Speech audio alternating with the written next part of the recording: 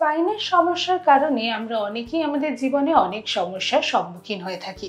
আমরা অনেকেই মনে করি স্পাইন সার্জারি মানে হচ্ছে একটা বড় রিকভারি পিরিয়ড এবং অসহ্য যন্ত্রণা। তবে মডার্ন চিকিৎসা বিজ্ঞান কিন্তু আমাদের এই ধারণাগুলো আস্তে আস্তে বদলে দিচ্ছে। এবং স্পাইন সার্জারি নিয়ে আরো বিস্তারিত জানতেই আজকের হেলথ কথার এপিসোড নিয়ে আমি সংযুক্ত চলে এসেছি এবং আমার সাথে রয়েছেন একজন বিশিষ্ট অতিথি। চলুন দেখে নেওয়া যাক কে রয়েছেন আজ আমার সাথে।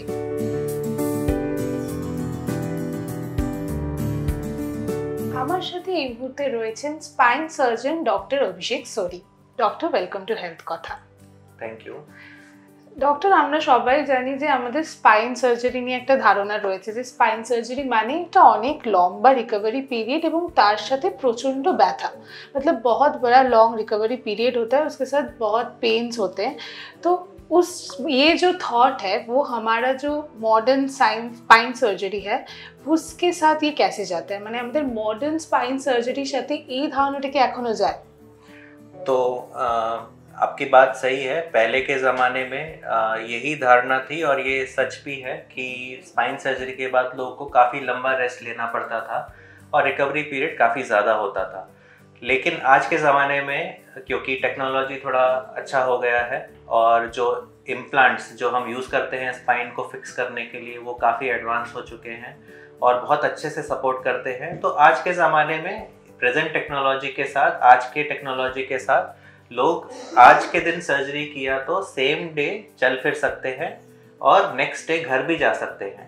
पर ये सभी केसेस के लिए नहीं होता। अगर पेशेंट पहले से बहुत प्रॉब्लम में है, बहुत बड़ा सीरियस कंडीशन है स्पाइन में, तो अलग बात है। पर ज़्यादातर कंडीशंस जो कि नॉर्मल कंडीशन है, जिसमें कि कमर दर्द हो गया, पैरों में दर्द हो गया, पैरों में हल्का फुल्का कुछ कमज़ोरी है या झंझनाहट है, ऐसे केसेस के लिए जब हम ऑपरेट करते हैं तो आज सर्जरी किया है तो सेम डे हम पेशेंट को वॉक करा देते हैं, उसी दिन चल फिर सकते हैं और अगले दिन घर भी जा सकते हैं। तो आज के टेक्नोलॉजी में ये करेक्ट नहीं है कि स्पाइन सर्जरी से बहुत लंबे समय का रिकवरी चाहिए या बहुत बेड रेस्ट चाहिए, ऐसा कुछ भी नहीं है। মানে টেকনোলজির জন্য আমরা বলতেই পারি যে আজকে সার্জারি হলো কাল থেকেই রিকভারি কিন্তু শুরু, আর সেটাতে বেশি সময় লাগবে না। তবে এই টেকনোলজির কথা যখন আপনি বললেনই, তাহলে এই টেকনোলজি কি পরিবর্তন এসছে আমাদের মডার্ন স্পাইন সার্জারির ক্ষেত্রে? तो आज के ज़माने में बहुत सारा चेंजेस हुआ है। तो स्पाइन सर्जरी में आजकल मिनिमली इन्वेजिव स्पाइन सर्जरी का ज़माना है, जिसमें कि अब ओपन स्पाइन सर्जरी हम नहीं करते। जिसमें कि हम ओपन में क्या होता था कि बहुत बड़ा खोलना पड़ता था, क्योंकि सर्जन के पास और कोई रास्ता नहीं है अंदर देखने का। अभी सर्जन को अंदर देखना है, हर चीज़ को चेक करना है, उसमें ऑपरेट करना है, तो उसको ओपन करना होता था, तो उसको ओपन स्पाइन सर्जरी बोलते हैं। आज के ज़माने में जबकि स्पेसिफिक इंस्ट्रूमेंट्स आ चुके हैं, नेविगेशन गाइडेड टेक्नोलॉजी आ चुकी है, इमेजिंग सॉल्यूशंस आ चुके हैं, जिससे कि सर्जन को अंदर का जो भी सिचुएशन है वो बाहर के छोटे से होल से पता चल जाता है। चाहे वो एंडोस्कोप हो, चाहे वो माइक्रोस्कोप हो, चाहे वो नेविगेशन हो या इंस्ट्रूमेंटेशन के लिए स्पेसिफिक इंस्ट्रूमेंट्स हो, उस सब से सर्जन को पूरा खोलने का ज़रूरत नहीं है। छोटा सा खोल के जहाँ प्रॉब्लम है वहीं पे जाके उतना ही काम करके वापस आना है। तो इससे ब्लड लॉस भी बहुत कम हो जाता है, दर्द भी बहुत कम हो जाता है, रिकवरी पीरियड बहुत फास्ट हो जाता है और स्पेसिफिक जहाँ प्रॉब्लम है वहीं पे करते हैं तो एक्स्ट्रा डैमेज कुछ नहीं लेता है पेशेंट। মানে আমরা বলতেই পারি যে ওপেন সার্জারি থেকে মিনিমালি ইনভেসিভ স্পাইন সার্জারিটা অনেকটাই বেটার বিভিন্ন ক্ষেত্রে। কিন্তু আমরা জানি যে যে কোনো সার্জারির ক্ষেত্রেই তো অনেক রিস্ক ফ্যাক্টরস থাকে। তো মিনিমালি ইনভেসিভ স্পাইন সার্জারির ক্ষেত্রেও কি সেম রিস্ক ফ্যাক্টরস থাকে? सो मिनिमली इन्वेजिव स्पाइन सर्जरी भी आपको कोई भी रिस्क सर्जरी का सेम रहता है। तो लेकिन ओपन से अगर आप कंपेयर करें तो कोई कंपैरिजन नहीं है। ओपन सर्जरी में पूरा बड़ा खोलना है, ज़्यादा ओपन करना है, तो उसमें ब्लीडिंग ज़्यादा होगा, पेन ज़्यादा होगा, तो इन सब चीज़ों में एक डैमेज होने का चांस भी ज़्यादा होता है। और क्योंकि ओपन सर्जरी में यूजली सर्जन बहुत ज़्यादा इमेजिंग का यूज़ नहीं करता है, तो उसको गाइडेंस भी कम होता है। अब as compare to minimally invasive में सारा का सारा प्रोसेस एक तरीके से बाकी सब गाइडेंस सॉल्यूशन के साथ एक तरीके से मिला हुआ होता है। तो जब सर्जन एक जगह पे प्रोब रखता है या कुछ इंस्ट्रूमेंट रखता है तो उसको पता चलता है कि यहाँ पे इंस्ट्रूमेंट यहाँ पे जा रहा है और उसको रियल टाइम में वो देख सकता है स्क्रीन के ऊपर, या फिर जैसा भी टेक्नोलॉजी वो यूज कर रहा है उस हिसाब से। अभी हमारे पास जैसे रोबोटिक टेक्नोलॉजी है, तो रोबोट में आपका रोबोट भी एक एक्स्ट्रा गाइडेंस हो जाता है, तो रोबोट का आर्म उसमें रहेगा तो आप और कहीं पे जाने का नहीं सोच सकते, और वो जाने भी नहीं देगा, वो तुरंत एरर दे देगा। तो इस तरह का सेफ्टी आपको ओपन सर्जरी में नहीं मिल सकता। तो ऑब्वियसली रिस्क फैक्टर्स काफी कम हो जाते हैं, क्योंकि ये इमेजेस और ये मशीन्स जो आप सर्जन के साथ साथ काम कर रहे हैं, वो सर्जन को एक फीडबैक दे रहे हैं, वो उसको बताते हैं कि नहीं, इससे ज्यादा आप नहीं जाना है, इससे इतने तक ही रखना है। तो ये आपको पता चलते रहता है, कंटिन्यूअस फीडबैक रहता है, तो सर्जरी बहुत सेफ हो जाता है। तो हमारे सेंटर में जैसे कि अभी रिसेंटली स्टडी हुआ, रिपोर्ट हुआ, पब्लिश भी हुआ, जिसमें कि मोर देन 99% एक्यूरेसी है हमारे सिस्टम का, जो कि बहुत ही अच्छी बात है। कोई भी फ्री हैंड, कोई भी सर्जन जो ओपन सर्जरी करते हैं without using these technologies can not achieve this kind of accuracy. तो हम बोल सकते हैं कि আমাদের মানুষের দ্বারা আমরা যেটুকু ভুল ত্রুটি হওয়ার সম্ভাবনা ছিল, এখন টেকনোলজির দৌলতে সেই ভুল ত্রুটিগুলো অনেকটা কমে এসেছে। কিন্তু পেশেন্টের মনে যেটা চলে সবসময়, শুরুতেও যেটা বলেছিলাম যে রিকভারি পিরিয়ড, তো মিনিমালি ইনভেসিভ স্পাইন সার্জারি করলেও কি একই রিকভারি টাইম লাগে, নাকি রিকভারি টাইমটা অনেকটাই কমে আসে, আর পুরোপুরি রিকভারি হওয়াটাও কি সম্ভব? सो मिनिमली इन्वेसिव स्पाइन सर्जरी का कॉन्सेप्ट ही यही है कि हमको पेशेंट का रिकवरी टाइम बहुत कम करना है। अभी पेशेंट को अगर आपने कम कट किया, उसको एकदम जहाँ पे स्पेसिफिक प्रॉब्लम था वहीं पे ही जाके सर्जरी किया, तो ऑब्वियसली रिकवरी टाइम बहुत कम होता है। लेकिन ये नहीं है कि आपका कंडीशन भी इम्पॉर्टेंट है, आप किस कंडीशन के लिए सर्जरी कर रहे हैं वो भी इम्पॉर्टेंट है। मिनिमली इन्वेसिव स्पाइन सर्जरी का मतलब ये नहीं है कि हर पेशेंट को रिकवरी पीरियड सेम होगा। अभी जिस पेशेंट को बहुत कम प्रॉब्लम्स थे, या बहुत ही कम पीरियड के लिए, छोटे मतलब 2-3 दिन के लिए प्रॉब्लम था, या कम समय के लिए प्रॉब्लम था, तो उनको जल्दी सर्जरी कर दिया तो जल्दी रिकवरी हो जाएगा।